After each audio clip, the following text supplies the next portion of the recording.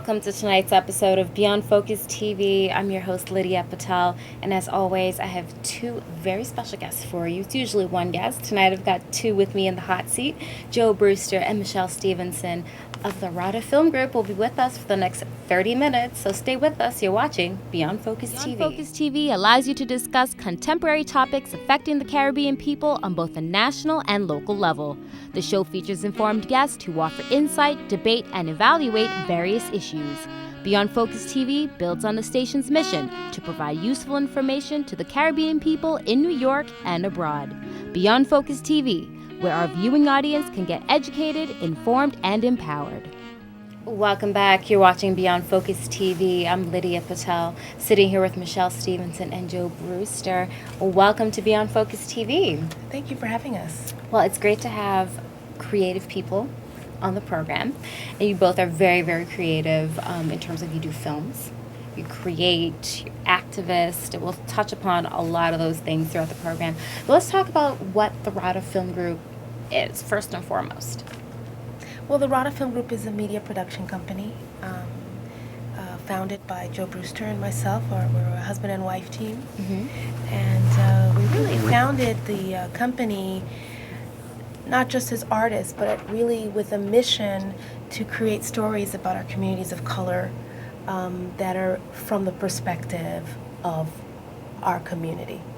So for us, that was really the highlight. A mission to tell stories that don't usually get the exposure in mainstream media, but more importantly, don't get to be told from the perspective of people from the community. So, and that's really interesting, but how does it feel to work with your wife? Okay, that's a... Because we don't get a lot of husband and wife teams, so when you do, how do you turn off being a business partner and go back into yes dear for the husband mode? No, you don't. Oh, no, we never yes dear. And you select a partner who you're compatible or you can complement, and we complement each other nicely. But I just want to get back to a point. This is not a small deal, making films about people of color. Mm-hmm. We are underrepresented, every minority group, but that is not the travesty. The travesty is that when you don't see yourself on film, when you don't see yourself in a cartoon or a comic book, it has a devastating impact on your self-esteem and your ability to compete. and it's more than just seeing yourself, because sometimes when you're out there in a stereotypical way. Oh, yes. So it's really about being able to tell stories that are complicated, that add complexity, so we see the full breadth of our humanity. It really is true. And for years, especially growing up, if you did see the Caribbean represented, it's Jamaican. People never knew of any other island. If you watch a movie, there's a terrible Jamaican accent at that's represented.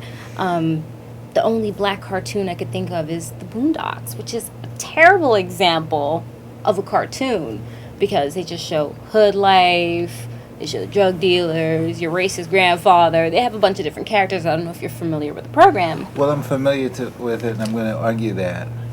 Yeah. So the thing about diversity and breadth of character is the fact that unless you see a lot of different examples of Caribbean people or African American, any representation is a stereotype. Right. And exactly. So what we need is not one Boondocks, but 6. And the dominant culture has that, and they have the ability to portray themselves as a drug dealer, because 6 out of those 7 times they portray themselves, they'll be doctors or lawyers or the people with power. Mm-hmm. They'll be the one who lives in the horror film to the last scene. That's why I used to love Fresh Prince of Bel-Air, because you had Dr. Phil, Bougie, you had Carlton, you had Will Smith, but that's when story writing, they still wrote sitcoms, they still wrote shows. And I think that's why till today, that show it's on every channel for reruns, and still does well. Because there was a lot of creativity in the program, as showed a diversity, and there were mostly black people, black characters. on the program. So bringing it back to yourselves, how would you say really was the inspiration, aside from wanting to have more representation of yourselves? When did you really decide we're going to go at this and start developing films? Well, let me just say this. That's a big order. You know, I'm a physician. I'm a psychiatrist. I went into psychiatry thinking, what can I do? What could I do to improve the community I'm from? I'm from South Central Los Angeles. And I thought... Straight out of Compton. Well... You're hearing a lot of LA talk right now with that. I'm 200 blocks from Compton. But I get you. I get the message. And so it was not being a teacher. It was not being a preacher. I thought that the images that I could put on film would make a big difference, and I set out to do that. I set out to learn the craft. I set out to learn what it took to make a compelling story and character. I think Michele came at it differently. She was working in Africa for the UN. Really? Yeah. And decided she wanted to go to law school. Yeah, I was kind of frustrated with the whole UN system and my exposure to this whole industrial complex of aid. I think kind of tarnished what I thought I could do, what kind of impact I could have. But I think also growing up, I always had sort of an artistic streak and desire to want to do something in the arts. It was either photography or trying out painting or dancing. There was always something, that aspect of it. But it was this pull and tug between activism and not thinking that the arts that it was more of a luxury to be able to invest time in that. But then I met Joe, who had kind of taken, turned full circle, kind of leaving some of his medicine behind to really pursue this art form with the inspiration of using art for change. And I think that kind of inspired me to kind of take that leap. So she is an attorney. I don't think you've worked as an attorney but a couple of years. But I think when you took that internship in Brazil where you were working with Afro-Brazilian women, and you took a video camera with you. Yes, and did a short story about Afro-Brazilian female rap artists. That was my first short. But I think that kind of solidified, I was in law school still at the time, and that kind of solidified this idea that, as a lawyer, there's certain change I could affect, but there's actually a certain part of the process that is not satisfying. That was not satisfying for me in the law. But that with film, you can really use art for change, and also you can invest in kind of some transformative moments that can happen in the process too, not just at the end, but even interacting in documentary film, interacting with the subjects that you work with. There is a level of change that can happen, whether it's validation of stories or validation of one's own humanity just through being interested in specific stories.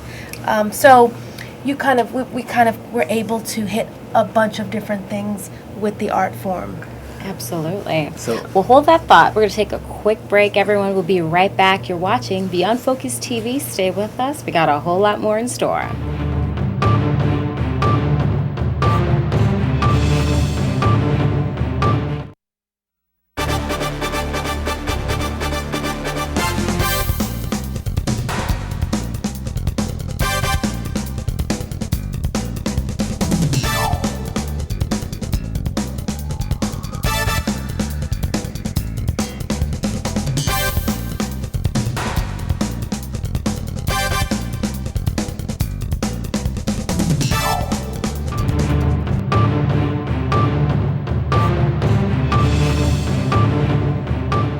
Hi, my name is Stephanie Miles, and I am Miss Caribbean United States 2013, and you're watching Beyond Focus TV. Welcome back. You're watching Beyond Focus TV. I'm Lydia Patel, sitting here with two amazing people who've done a lot of work, super creative. Michele Stephenson, Joe Brewster, together, powerhouse. Your own little powerhouse in your own way. people think of Beyonce and Jay-Z as being the only power couple, but I think there's a lot going on here, because you even mentioned how Joe inspired you to actually he bought something different out of you in terms of you knew you had it there, you just didn't know how to make it come to happen. Exactly. Well, there are others in the family, and we talked a little earlier about how do you make it work, how do you make the relationship work, how do you make your... I still want to know details. I want to hear your version after, because you said he doesn't really separate like that. But that's the point I'm going to make, that we do a particular kind of filmmaking. It's observational filmmaking, where we go into an environment, we get people to trust us, and we sit and watch over a long period of time. Our last film, American Promise, that won a jury prize at Sundance, we shot over 13 years. We followed two... That's a long time. I have to really drive that point home. They just said they worked on one film for 13 years. That's a decade and some. Absolutely. So you have to have a life. That film has to enrich your life in so many ways.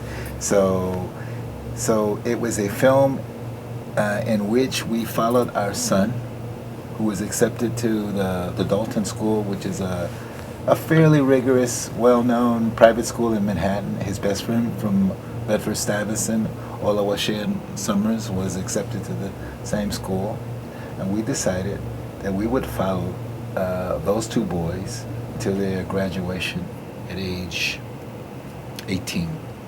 They're both seniors in college now.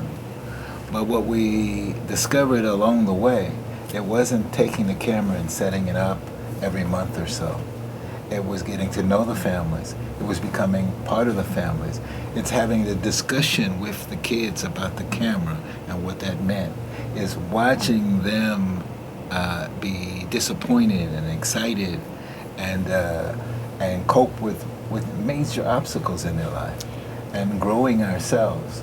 And we're so much richer for that experience. Absolutely, and I do agree on that point. 13, 14 years ago, that's at the height of reality TV. So how did you differentiate to your son that, no, this isn't Big Brother. We're not doing Big Brother. This is a film versus your character, how you have, because reality TV, everyone has a persona, everyone has a character. How did you really... Well, I think our son really didn't take us seriously with the filming. He didn't think that, and he'll tell you that he was quite surprised at the outcome of it, that the film ended up being a much better piece of work than he anticipated when he was part of it, when it was happening.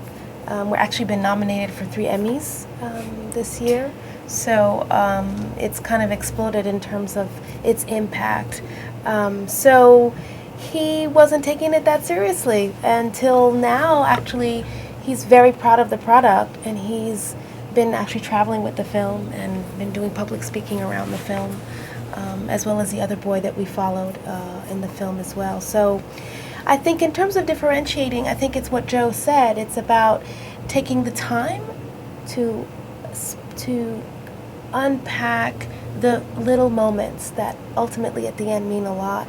And when you see someone grow from like 5 years old to 18 before your eyes in 2 hours, over that period of time, it's a lot of drama, nice. And there's a lot of it pulls at heartstrings when you see that. But it's really about, you have to invest the time in it, and that's a very different kind of mindset than the reality TV.